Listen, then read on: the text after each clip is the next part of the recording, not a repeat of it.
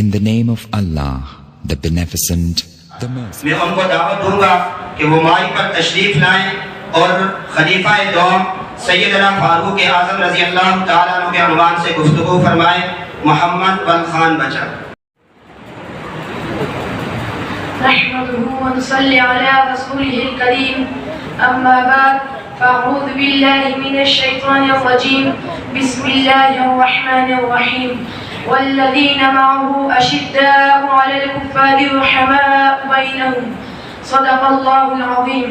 وقال النبي صلى الله عليه وسلم لو كان بعدي نبي لكان عمر أو كما قال عليه الصلاة والسلام.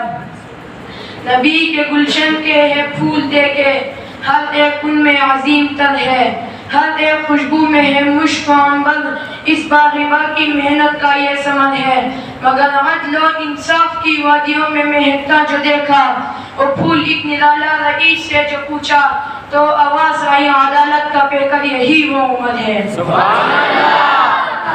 محترم صدر جلسہ معزز علماء اکرام جج صاحبان اور میرے ہم مکتب ساتھیوں السلام علیکم ورحمۃ اللہ وبرکاتہ.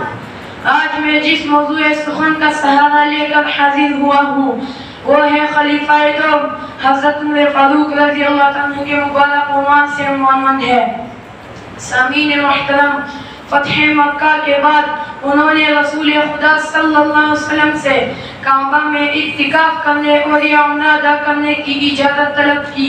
اجازت دینے کے ساتھ ساتھ رسول خدا صلی اللہ علیہ وسلم نے ایک ایسا کلمہ نوازش و کرام کا فرمایا کہ خود حضرت عمر فاروق رضی اللہ عنہ کہا کرتے تھے کہ اگر اس کلمے کے عوض اگر پوری دنیا مجھے مل جائے تب بھی میں خوش نہیں ہوں گا.